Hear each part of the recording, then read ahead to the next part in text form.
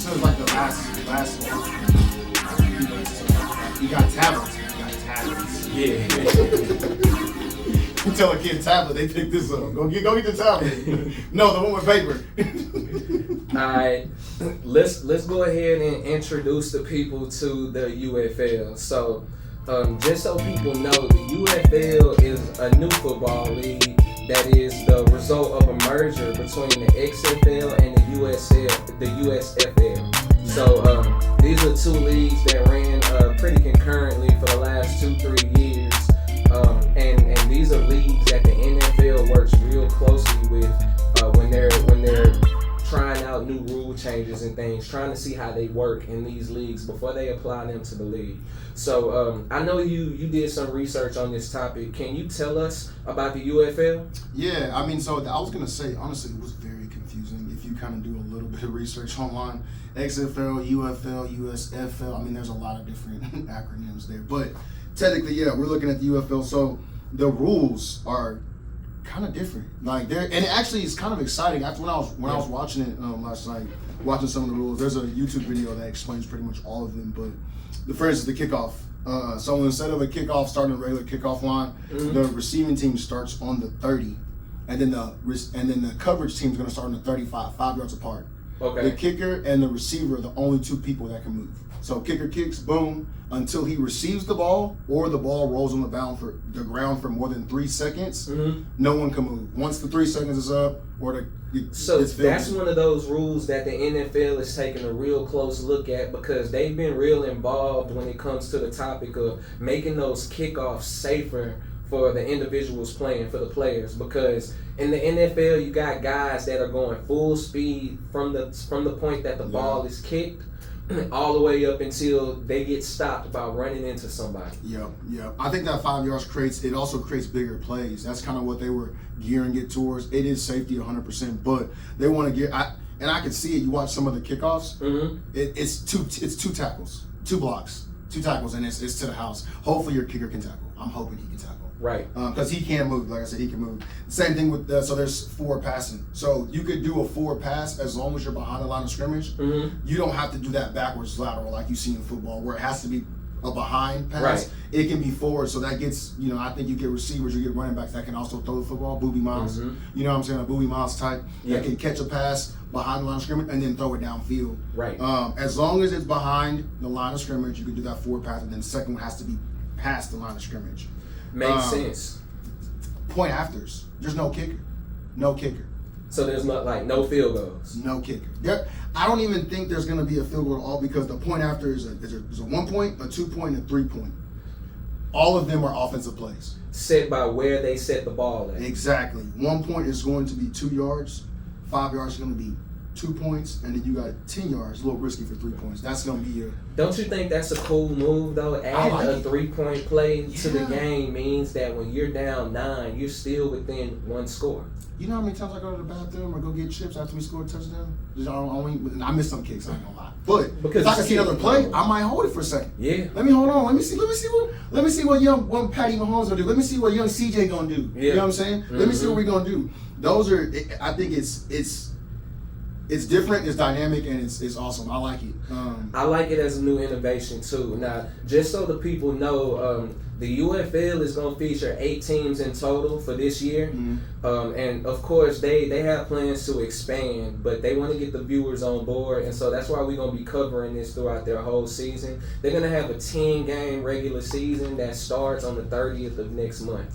So we got plenty of time. Because I didn't get those. I was going to say, I looked at the team names. I like hats. I like logos, and I won't lie, there's a lot of cool looking teams. You also have some great coaches. Wade Phillips is a coach for the San Antonio team. Is he? Yeah, head coach. Wade used Phillips. to be a former head coach of the Roughnecks. Yeah, I remember Wade Phillips. So right now I think he coached the Texans as well. Yeah, and look, man, come on. We go back to the Oiler days and Bum. Yeah. You gotta keep that alive. But I think that it's great. I'm still coaching football. So, and you know what I found interesting about this merger was that so the Houston team, which is the one we're here to cover, the Houston team is going to be called the Houston Roughnecks. Now, the Houston Roughnecks were a team from the XFL, but the Houston Roughnecks are actually the Houston Gamblers. Yeah, formerly. Yes, correct. So what happened here was they changed the name. they change the name to the Roughnecks, and they take on the identity and the social media accounts of the Roughnecks, but they still keep the same history and coaching staff, player rights as the Houston Gamblers. So this team is essentially the Houston Gamblers under a different name. But those are two different leagues merging together. Mm-hmm. You know, and I think that, like I said, that's where you get the confusing part. You go do research, it's pretty confusing, but it makes sense. There was even a draft. That's what I'm reading about. There was a draft. Yeah. You know, and I was kind of confused. I did see that we did get the Offensive Player of the Year. We retained him, Mark Thompson. Okay.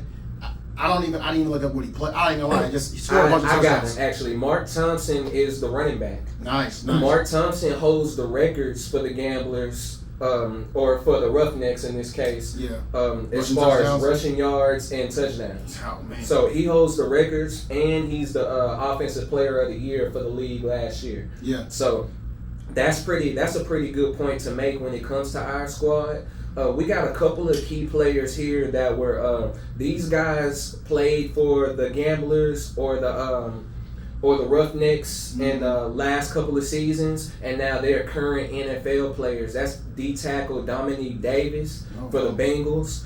That's tight end Josh Peterson that's playing for Jacksonville. And then long snapper Tucker Addington, who plays for the Washington Commanders. These are guys who came up through this program and have subsequently gotten jobs in the NFL based on their play in this league. That's nice. I mean, that's another pool of players they can pull from. That's actually pretty cool. But you know what else is good? This guy that we have Reuben Foster. Reuben Foster was a first-round pick for San Francisco in 2017. I remember because I was playing Madden here, Madden 18. Okay. Reuben Foster was one of my favorite linebackers. Oh God, he was one of my favorite linebackers to play with. And we got him on the Roughnecks? And we have him on the Roughnecks. I don't know how this guy ended up out of the NFL.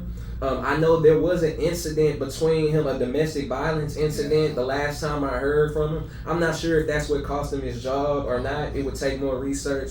All I know is that we have him here in the H, and he's going to be playing in our 10 games. What did Lance McCutcheon say? We ain't covering no baseball right now, but very mean the age. It's all about the age, baby. Yeah, of course. Yeah, and I mean, I think, to be honest, I'm excited to watch some games because I haven't seen anything dynamic like that. A couple more points on those rules that the punts are different. So punts come out, you know, there's no more coughing case. You know, I think we practice that in Madden a lot. Right. You kick it and try to get them on the 2, on the 4. It doesn't matter where you kick it out. It starts on the 35. So you can pin them down on the 1, they start on the 35. Okay.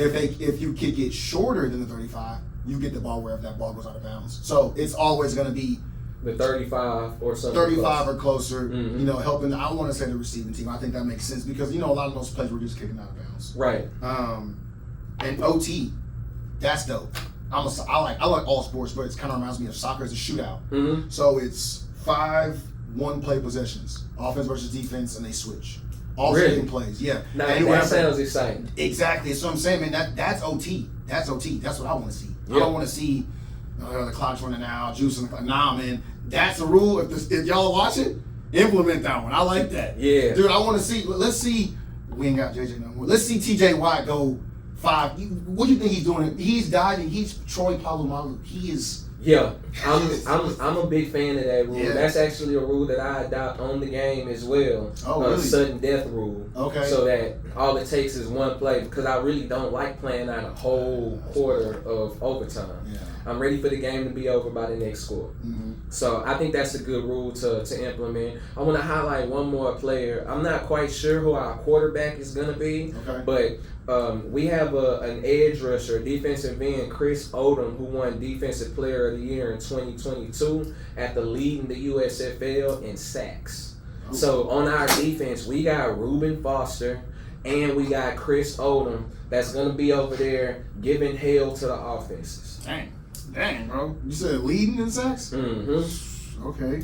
Yeah. I said the team looks good as a whole. That's why, and I think that since the league's a little bit smaller, maybe there's a bigger pool of players. Yeah. I mean, I watched a good amount of film recently. Hadn't watched any at all, but watching was pretty fun. Yeah. You know, watching some old takes, watching some old plays. Very dynamic, and even I feel like the receiving play is even better for some reason. I don't know why there's a lot of receivers in there, but the receiving play is all over the place. Yeah.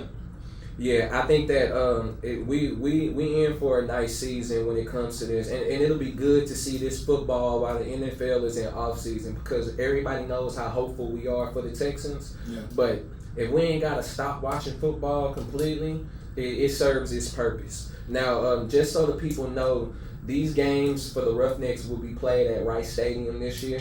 Prior to this year, they were playing those games at U of H's Stadium, which is now under construction. And they had to move to Rice. Rice Stadium should be a real good venue. I found out that Rice Stadium hosted Super Bowl VIII in 1974 between the Miami Dolphins and the Minnesota Vikings. Didn't know that. That's in hate.